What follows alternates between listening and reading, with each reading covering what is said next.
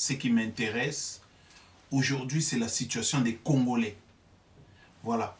Parce que jusqu'alors, nous justifions notre combat dans quel sens? Nous le justifions dans le sens que nous ne pouvons pas accepter qu'un grand pays comme le Congo, un grand pays, je ne dis pas un petit pays, un grand pays comme le Congo puisse sombrer à jamais dans la pauvreté la plus atroce qui n'est même pas à son diapason. Nous ne pouvons pas accepter ces genres de situations. Voilà pourquoi nous livrons cette bataille. Contre qui? Contre le gouvernement qui est aujourd'hui en place au Congo. Et voilà pourquoi nous appelons les Congolais à suivre cette démarche. Je vais vous dire une chose. J'aime pas polémiquer des problèmes qui sont des futilités, tels que le problème interne à l'UDPS, tels que le problème des musiciens, Koffi Olomide a fait quoi, JB Mpiana a fait quoi. Ça, c'est pas le problème qui nous intéresse. Et c'est pas non plus le problème qui intéresse les Congolais. Ce qui intéresse les Congolais aujourd'hui, c'est de voir leur pays basculer dans sa vraie situation, qui est laquelle? Qui est un pays riche, un pays fort, un pays de croissance. Parce que nous ne pouvons pas accepter que la RDC, le Congo, un pays de diversité, un pays de richesse, inimaginable, qu'on continue à découvrir, et que ce pays puisse sombrer dans le chaos le plus total. C'est inacceptable. Voilà pourquoi nous combattons. Voilà pourquoi nous sommes contre M. Kabila et tous ses amis qui sont en train de piller, de spolier les Congolais, qui sont en train de détruire la nation. Évidemment, on nous présente quoi? On nous présente quelques structures que Kabila a essayé d'améliorer à Kinshasa-Ville. Je dis bien à Kinshasa-Ville. Pas à Kinshasa cité, mais à Kinshasa-Ville. Pour dire que non, les 5 chantiers avancent. Je vais être clair là-dessus. Et en simple. M. Kabila empoche plus qu'il devait faire. Très simple. M. Kabila empoche plus qu'il devait faire. Voilà la réalité. Alors, je pense que le soulèvement populaire est un droit. Parce que le peuple ne se fait pas entendre et il va se faire entendre par la force. Il va utiliser la force pour revendiquer un droit légitime. Nous sommes pour le soulèvement populaire. Personnellement, je suis pour. Mais on ne peut pas faire un soulèvement populaire sans consensus. Il faut qu'il y ait un consensus pour que le soulèvement populaire soit un soulèvement populaire revendiqué de droit. Parce que si nous faisons un soulèvement populaire sans qu'il y ait consensus, nous risquerons nous-mêmes de nous retrouver dans une situation où ce peuple va nous détester et réclamer les gens que nous avons mis dehors. Pourquoi? Parce que le soulèvement populaire interviendra. Ensuite, beaucoup de ces petits candidats sortiront leur tête pour essayer de s'imposer et incarner un leadership qu'on ne leur a même pas donné. Donc, nous sommes pour le soulèvement populaire à condition qu'il y ait consensus.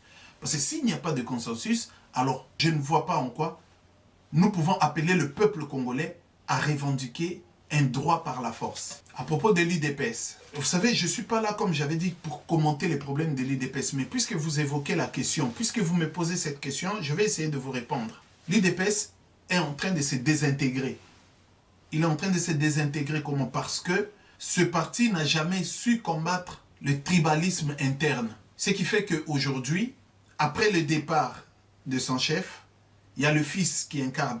Nous nous retrouvons dans une situation monarchique et archaïque qui n'a même pas lieu d'être dans ce siècle présent. Parce que nous pensons que plus nous avançons, plus nous devons aspirer au changement. Voilà pourquoi nous combattons de toute notre force pour que de telles situations ne reviennent pas dans notre pays. Parce que le problème du tribalisme est un problème qui est en train d'affecter gravement la nation et qui est en train de tuer la population congolaise. En 2011,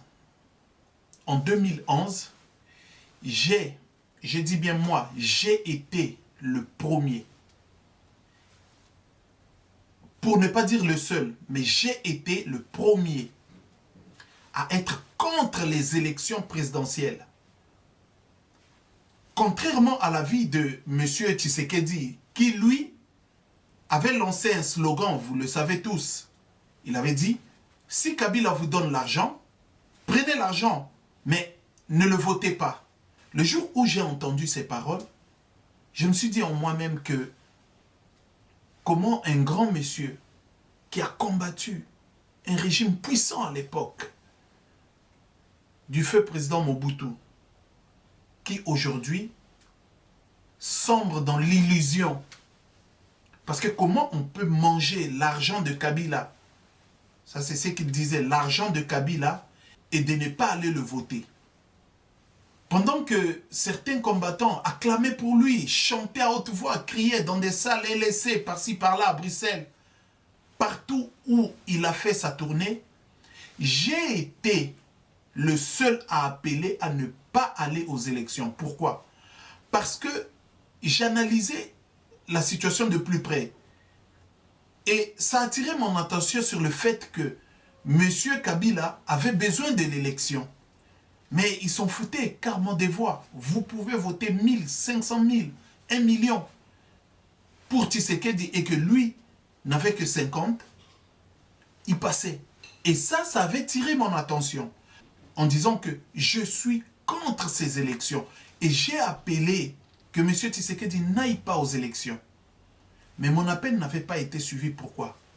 Parce qu'on avait en face un leader qui lui était assoiffé d'aller aux élections parce qu'il était sûr de lui qui devait l'emporter.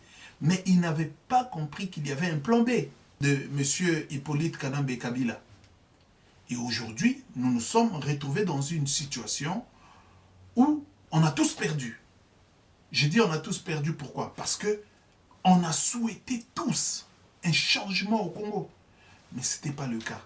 Là-dessus, je dirais que Félix Tshisekedi se trompe.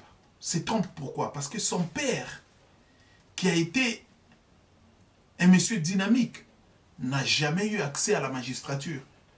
Ce n'est pas lui, Félix Tshisekedi, qui irait inquiéter le régime de Kabila, soyons clairs et nets. Ce n'est pas monsieur Félix Tshisekedi qui sortira président au Congo, soyons aussi clairs là-dessus. C'est pourquoi j'ai dit que c'est un rêve. Et là-dessus, je profiterai pour dire, mais comment les partis politiques qui sont au Congo, tous les opposants, naïfs qu'ils sont, et j'ai suivi même M. Kamere dire qu'il peut discuter avec le gouvernement, il peut discuter avec M. Kabila. Tout cela, c'est des illusions. Et ça met en péril l'action des braves gens qui revendiquent le changement. Pourquoi? Parce que beaucoup de gens ont mis leur confiance dans ces partis politiques sans savoir qu'ils vont tout droit vers une déception totale. Nous ne pouvons pas faire les élections au Congo avec M. Kabila. Même les Occidentaux nous le montrent. On ne peut pas négocier avec des terroristes. Parce que moi, j'appelle M. Kabila terroriste dans la mesure où il a assassiné beaucoup de gens pour se maintenir au pouvoir. C'est du terrorisme pur et net. Donc, on ne peut pas négocier. Il ne peut même pas y avoir dialogue. Lorsque je vois les opposants à Kinshasa aller se plaindre au parquet général, alors que le parquet général est directement sous les ordres de M. Kabila et du gouvernement qui est en place en République démocratique du Congo. C'est un vrai scandale. C'est un vrai scandale. Voilà la raison pour laquelle aujourd'hui, je dirais que nous sommes encore dans une illusion la plus totale et il nous faut nous en sortir.